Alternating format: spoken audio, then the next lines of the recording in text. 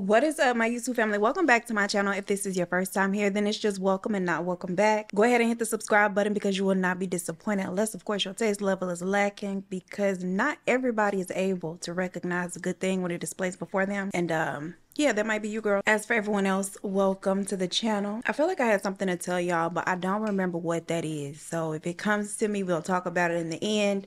But as for now, let's get into the case we will be discussing today, which is split between Russia and the USA. Today, we will be talking about this woman by the name of Victoria, who was born over in Russia. And very little is known about her childhood. When I say very little, I mean nothing. I could not find any information about how this lady grew up, who her mama was, girl, what her daddy did for a living, none of the things. But it's been a lifelong dream of hers to move to the US. Yes, come to the ghetto when she grows up. And her vision for herself is to have this extremely lavish lifestyle by whatever means necessary. She just has to figure out a way to get over here. Victoria is good friends with a neighbor of hers by the name of Alla, and I believe her last name is pronounced Alexenko. The two of them often have long talks about Victoria's plans to come over to the US and what she imagines that would be like. And Alla shares stories and experiences of her daughter, who has relocated to the US, currently living in New York City, where Victoria plans to go. With her daughter being so excited about her experience living in the US, she is very excited for Victoria, and she herself has not had the opportunity to visit her child, so she asked Victoria for a favor. She has some things that she would like to send to her daughter by Victoria. It is a couple $1,000s and a few gifts, one of which being a very expensive fur coat. Now, Victoria says, of course, I'll take the things to make sure that your daughter gets them, no problem. And when Victoria settles on her date to move, Alla is one of the first to know. She brings said gifts over to Victoria for her daughter, but that date that she is supposed to fly out to the US, it comes and goes, and Victoria is still over in Russia. And this postponed date is just the first of several. Then Alla becomes worried that Victoria is never gonna leave,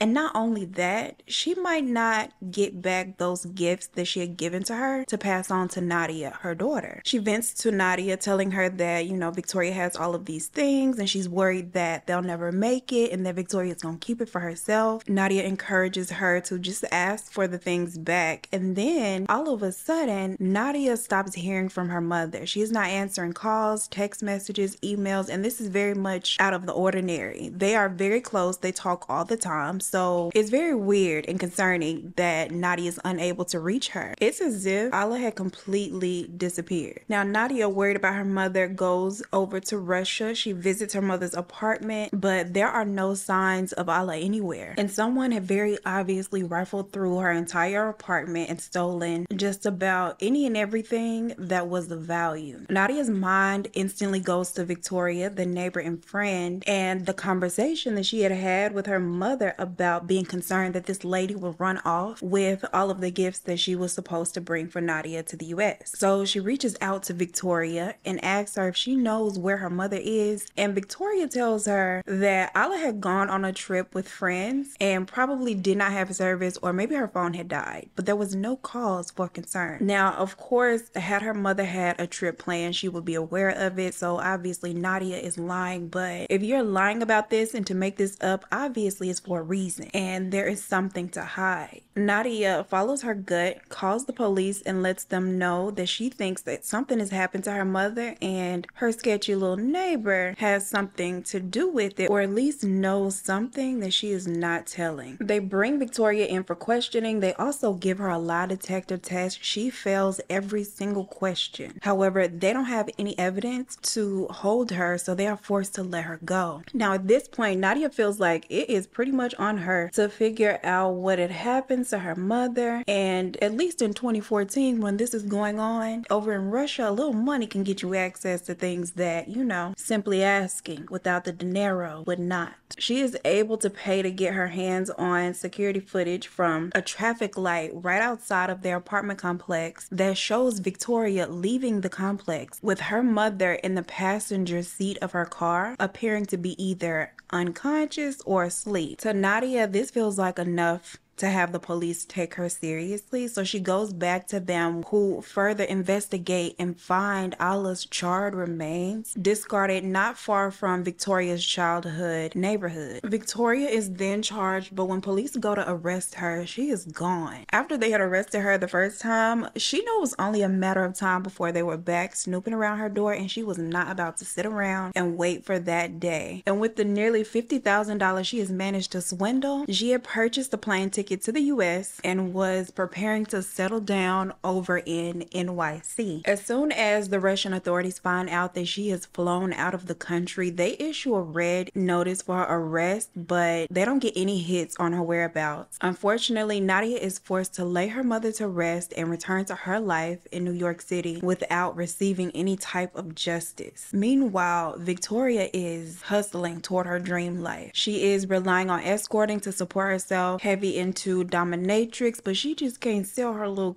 and go. She is drugging her dates and robbing them, Cardi B style.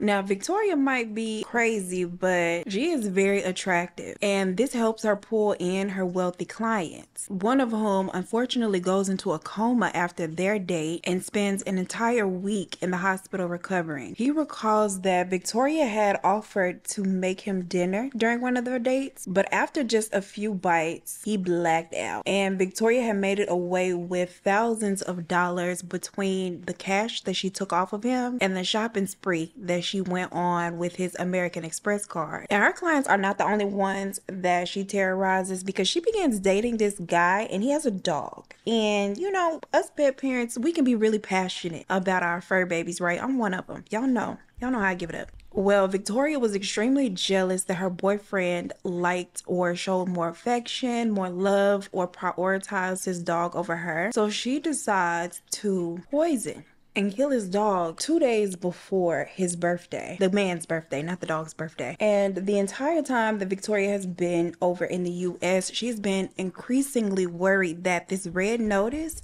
is gonna catch up to her, and the only way that she can see herself getting out of this little mess is to acquire a whole new identity. She likes it over in the US. Mama is having her way and she wants to stay. So she begins prowling the internet for women in the Brooklyn, New York area that look like her, someone that she can become. And when she scrolls upon an esthetician by the name of Olga, she feels that she is the perfect person. Not only do they look a lot alike, Olga is from the Ukraine. She speaks Russian. So this is like the perfect person to do a life swap in Victoria's eyes. On August 28th of 2016, Victoria contacts Olga telling her that she has an emergency. She is headed to Mexico on vacation, but she has an eyelash emergency and she needs help. Now, Olga responds telling her that this is her day off, but for Victoria, this just might work out perfectly. She pleads with Olga to allow her to come to her house for this emergency booking. She offers to pay her extra, and Olga agrees to allow her to come. Victoria arrives to Olga's house for the appointment with 3 slices of cheesecake from a very well-known bakery. She quickly scarfs down 2 slices, raving about how good they are, and offers Olga the 3rd. A token of her appreciation for such a last-minute request is how she presents it, but this 3rd slice has actually been laced with a tranquilizer. 20 minutes after eating the cheesecake, Olga becomes violently ill and she is vomiting, feeling extremely dizzy and fading in and out of consciousness. Now, fearing that Olga had not consumed enough of the poison with how much she had thrown up, Victoria returns to Olga's house the next morning with chicken soup under the guise of, oh, I just wanted to come by and bring you something because you were so sick. Olga accepts the soup, believing that her client is just being really nice, having no idea that this lady is actually trying to poison her, and that the soup as well has even more of what she had put in the cheesecake. Olga eats the soup and passes out while Victoria goes through her entire house, taking any and everything that she can that is of value to her. She takes Olga's passport, $4,000 $1,000 worth of cash, a work authorization card, and a few other things that she deems valuable. She then stages the scene and leaves Olga's house. Now, the following day, a neighbor and friend of Olga stops by to check on her and finds her in her bed wearing lingerie with a bunch of pills scattered around her room. And despite the fact that it is summertime, the heater in Olga's room is set as high as it can go. Olga is fortunately still alive, but she's in dire need of medical attention. The neighbor calls for help and Olga is rushed to the hospital, where the doctors get to work on her right away and determine that within another 40 minutes she could have very well suffered a heart attack. Miraculously though, she survives and she is well aware of what has happened to her, because the last memory she has is fading in and out of consciousness, but seeing Victoria rummage through her house, taking all of her things. The poisoning is reported to police, and although Victoria had thoroughly washed the bowl that she used for the chicken soup, the cheesecake container was still there at her house in the trash, and they are able to extract Victoria's DNA from it, as well as traces of poison. What she had used was a very popular tranquilizer over in Russia. Officers go out to arrest Victoria, but they cannot find her because, again, she is not stuck around to wait on this day to come. In early 2017, roughly 5 months later, Nadia, the daughter of Allah, decides to hire a private investigator named Herman Weisberg to attempt to find Victoria and get a little justice for her mother. He begins by scouring Facebook for a profile for Victoria and finds her. He also finds out that she lives in Sheepshead Bay, a Russian neighborhood in Brooklyn, New York, remarkably less than 6 miles away from Nadia herself. And from the reflection in the shades that she wears in her pictures, he's also able to find the car that she drives and which apartment building she lives in. And on the morning of March 20th of 2017, he goes and alerts authorities about Victoria's whereabouts, and they go out there and arrest her the same day. After obtaining a search warrant for the apartment that she is currently living in, they find handbags, jewelry, and several forms of identification,